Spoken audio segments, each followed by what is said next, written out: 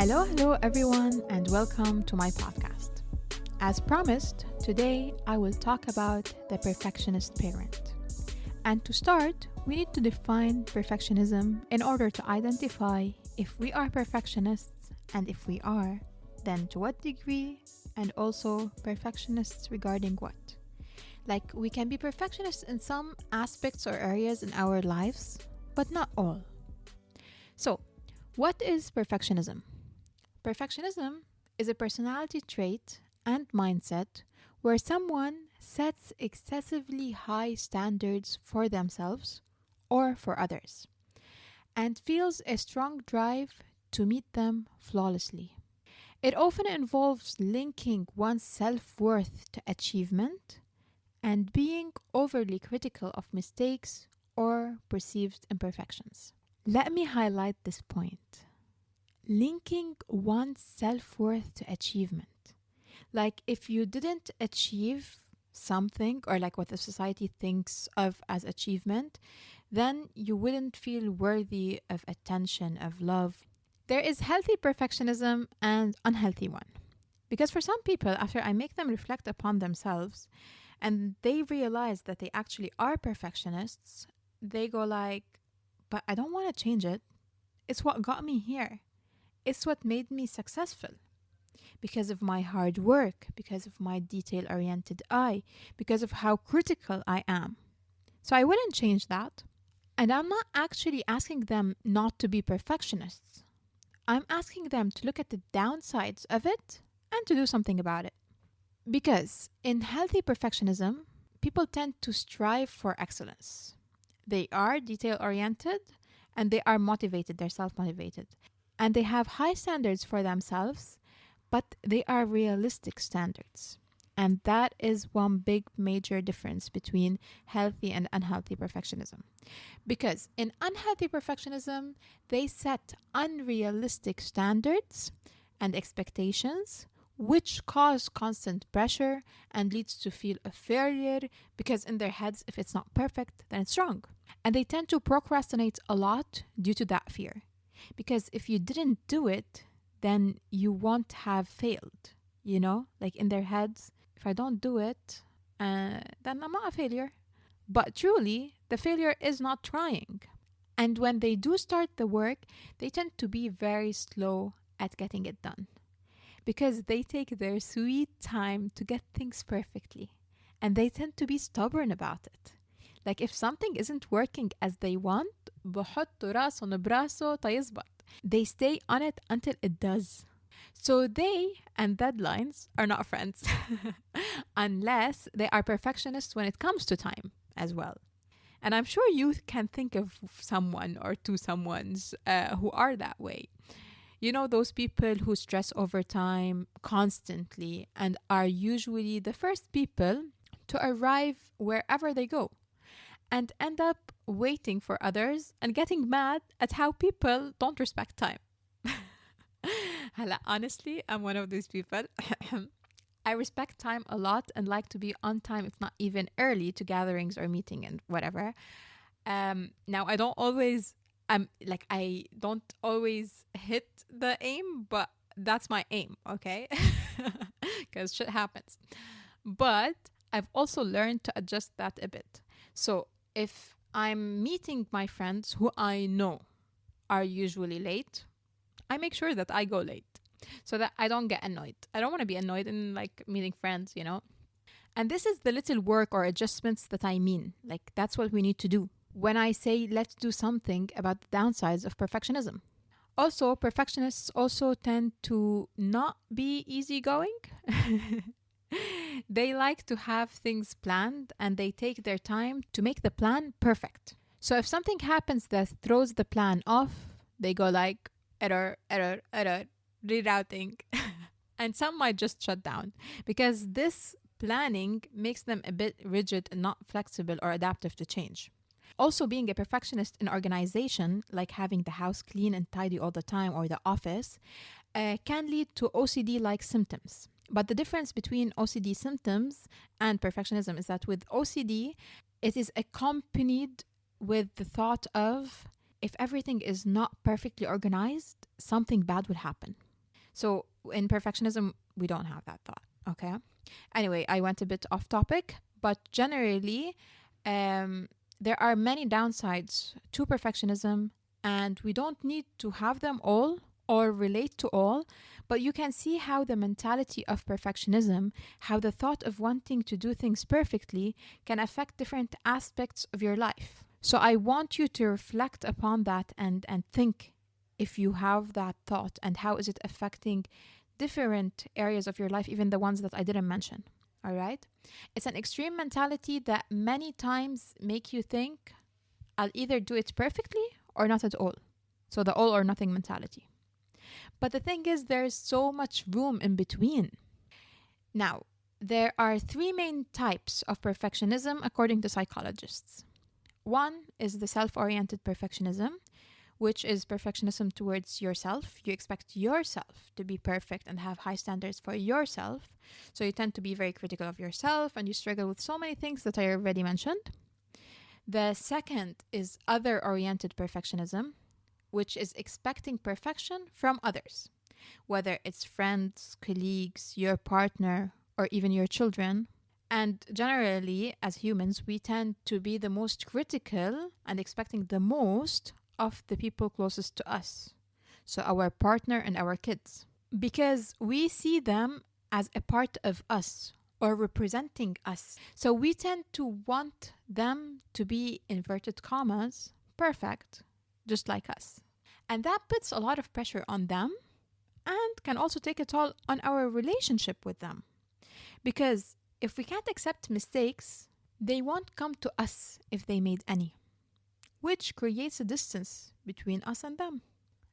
The third one is the socially prescribed perfectionism, which is believing that others expect you to be perfect, feeling pressure to meet those expectations to be accepted or valued. And this, I believe, comes from either the ego, needing to be seen a certain way, or from the constant need for external validation. Maybe because of not getting that validation from the most important people in your life, mostly during childhood from the parents, and I want to say here, especially from the dad, because in most cases we tend to get the validation from the mom, but not from the dad. So that's a pointer here for dads. Make sure you validate your children because it has some, long-term negative effects. Okay, so you can have all three types of perfectionism. You can have two and you can have one. And as mentioned before, you can have it in some areas of your life, but not others. You can be a perfectionist at work. Your work needs to be flawless. And if you made a mistake, you torture yourself for hours. You can be a perfectionist in school, wanting the highest grades, which leads you to study tirelessly and fall apart if you didn't get the grade you wanted, not to mention the anxiety you feel until you receive the grade. And you can be a perfectionist at home, wanting everything to be in its place, the place that has already been decided on, because it's either practical or aesthetically pleasing. Or for whatever reason, you just want it there, all right? You've decided. You can be a perfectionist with planning your days and wanting others in your household to follow through with it, which can be a bit controlling. You can be a perfectionist in one or more and be very chill and easygoing with another, because you don't care about everything, you care about specific things. Oh man, if people are perfectionists in all aspects of their lives, oh my God, that would be intense. Now, when it comes to parenting, being a perfectionist parent who puts so much pressure on him or herself to do what's best for the kids, who wants to be seen as amazing and deep down perfect to the kids, and has high expectations of the kids. Here in this scenario, you can see it covers all types, okay, all three types of perfectionism. This is not only exhausting, but also may not be what's best for the kids. And if we want to be a perfect parent and do what's best for the kids, that's not it. So I'm going to show you how and the side effects of it. So let's take up the perfectionist mom first, who has a full schedule, wakes up early to get herself together before starting the day, She makes sure that everyone is awake when they are supposed to be awake. Okay, sometimes it's different timings for different kids. Makes sure everyone has a healthy breakfast, drives the kids to school, gets groceries, cooks, cleans, teaches, maybe also works. Many times forgets to ask for help, follows up with school, follows up with doctor appointments, arranges extracurricular activities and drives the kids to them, plans events and parties and birthday parties, and tries her best to connect with the kids, to understand their needs and anything they are going through, coupled with the guilt if she felt she missed something or is anxious about missing something. Trying to keep it together and not scream at the kids, and also trying to be there for her husband and managing life's so many challenges. And okay, I'm exhausted of listing all of these things, so I'll stop. I'll stop here. I know I mentioned a lot, and most moms can't do all of these things because, hello, we are human. Moms are human. And if you are a mom listening and started to feel guilty because you think you need to do all these things that I just mentioned, please don't. This isn't meant to be a list of what you're supposed to do. It's a list of unrealistic expectations that perfectionists put on themselves. And it's not what's ideal for the kids, because having a tight schedule, and we know that perfectionists will make it tight because they're overachievers. And by the way, please don't take offense when I make fun of perfectionists, because I'm just making fun of myself. I am a perfectionist, and I like to call myself a recovering perfectionist, because every day I need to make the conscious choice and decision of not being a perfectionist. It's tiring and it's a waste of time, and I need to let go of the nitty-gritty, and sometimes I forget and I get stuck. And then once I realize it, I need to again consciously decide to let go. And honestly, I'm afraid one day that when I have children of my own, I'll also be this perfectionist. Now, again, since I'm aware of it, I consciously decide not to be, so I'll just need to do the same as a parent, which might be tougher, but it's fine. Gotta do what we gotta do. Anyway, so don't be upset with me. Yeah, let's go back to the tight schedule. So if you have a tight schedule, you will be stressed and anxious to keep up with it. And you will be rushing the kids who are internally going through some stuff that we don't know about. And those require observations from us to notice. And these observations can only happen when we are calm. We have a certain degree of calmness to observe these things. So maybe we need to lessen the load, divide the load in a way that is doable, that is realistic, you know, for you to be more calm, more present, more aware, and not to be just rushing through things, because yes, in order to finish everything on the list, it's just needs rush, you know. And when you're stressing to be perfect and do things perfectly without meaning to, you're asking the kids to also be perfect. And on the contrary, if your way of perfection is to do everything for the kids, then you're not serving them this way either. They do need to learn to do things for themselves. And also, on the long run, you're not serving them, because if they're used to you doing everything for them, then they will expect their partner to do everything for them as well later on. And if your perfection means not to show emotions and be okay all the time, like not to break down in front of the kids or not to get mad or, you know, not to show your emotions, what you're actually going through, then you actually deprive your children from developing empathy towards you, the most important person in their life, because yeah, you are the most important person in their life. So here we're talking about empathy and emotional intelligence, with which every human needs to have. And I'm not saying to guilt trip them into doing things for you. That's the other extreme. I'm saying find the healthy balance. They still need to understand your emotions and be there for you and do things for themselves, not for you. It's for them at the end of the day. But also understand your emotions, because this will help them understand their partner later on. We need empathy in this world, so please, let's not deprive the kids from it. And usually, children of perfectionist parents, whether two parents, if it's two parents, if two perfectionist parents are there, it's gonna be intense for the kids. But if one is there, and usually it's one, yeah, or at least one is more of a perfectionist than the other. But children of a perfectionist parent tend to either thrive to become like you, a perfectionist, which, as we've mentioned, is not really that amazing, It has its downsides.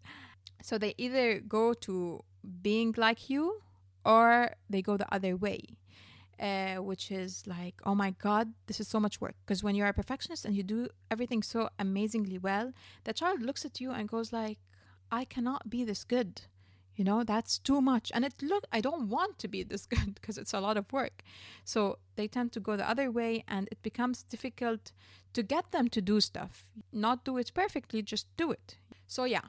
So be mindful of that. We want to be somewhere in between and have the kids be somewhere in between. Now, when it comes to the perfectionist fathers, the perfectionism here tends to be with providing. They want to make sure that they have the kids covered until after college, which is overwhelming and stressful to the degree that they can't take any more stresses, like the kids being loud or making a mistake or breaking something. They just blow up. And here, I'm not saying that all fathers can't handle the kids properly because of perfectionism. There are other reasons. But here, I'm talking about the well-meaning fathers who want the best for their kids, but somehow don't show it, not because they don't want to, but because they are preoccupied by their own overthinking and overwhelm. Okay? So in this case, really, the fathers need to learn to put that aside. Like, yes, it's a stressful world, but just be present with the kids, because this is what matters. Your relationship with them is what matters. Fathers can also be perfectionists in things they do around the house, aka fixing things. So in this case, they won't let their kids try to fix things because they wouldn't do it perfectly. So here you deprive the kids from learning that skill and maybe many other skills that only fathers can teach their kids. And also it affects the bonding time because, teaching the kids to do something around the house or fix something or in the garage or in the garden, whatever it is, whatever you're doing, this is like bonding time. You spend time with the child and you get to know them better. That apart from playing, because also you need to do the playing part. And there's the playing part, there's the teaching part, and the teaching tend to be more difficult for perfectionist fathers because they tend to be impatient and like, how did you not understand me? Meanwhile, hey, chill, it's just a child trying to do something. So it's simply learning how to be patient and be there and let the perfectionism go a bit. Like, even if it wasn't done right, it's okay. They are learning, they are improving, and you can fix it later, Yana, chill. Also, perfectionist parents tend to not want their kids to make mistakes, okay? Because they've been through a lot of things in life already and they know what's best and all of that. So they tend to tell the kids what to do in a controlling way sometimes because they want what's best for them. Like, don't do this, you will fall. Don't befriend those kids, they are bad influence or whatever. And sometimes they're right, okay? But some things the kids need to learn on their own. Okay, we can't control every aspect of their childhood, and sometimes some people go into adulthood as well and they want to control that. Let the kids learn on their own. Some things they need to, crash a bit to figure it out, to learn the hard way, and it's fine.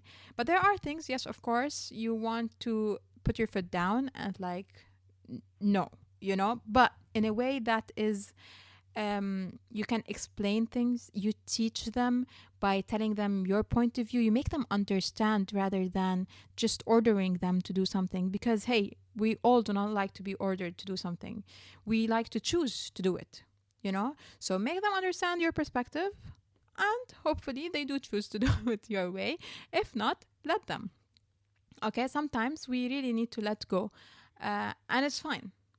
I know it's easier said than done, but anything can be done with some practice, okay? So, practice. Also, a perfectionist parent wants to make sure that their kids are good, like, good in kind of all aspects of life.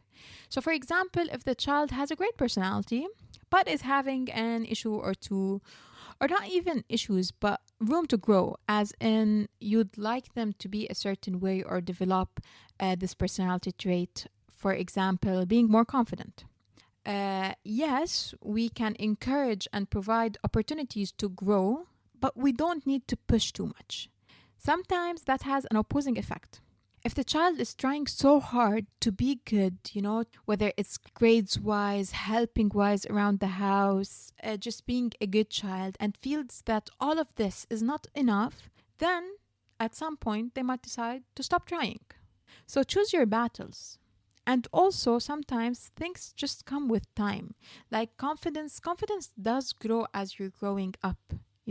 Confidence grows when you do things. Like the more you do things and you find out that, oh, I can do this and that, you grow more in confidence. So yes, we can provide certain opportunities for the kids to, feel like they can, but sometimes it's too big in their heads and they feel they can't do it. So we need to break it down for them. So again, it's here with observations, like observing the child. And other times we just need to let go, give it some time. All we can do is just keep an eye on it. And let's see, after some time, let's see if it requires some work, if the kid is ready for more, observation. All right. So this was a long episode, but perfectionism is a topic that I don't see is talked about a lot. And if it is discussed, then it's not in details. So I hope that this episode raised more awareness on perfectionism and made you reflect on yours, if you are one, and the areas in your life you see the perfectionism in the most. And also raise awareness on the downsides of perfectionism and make you want to reduce them. Let's reduce the negative outcomes. So that's it for me today. See you next time.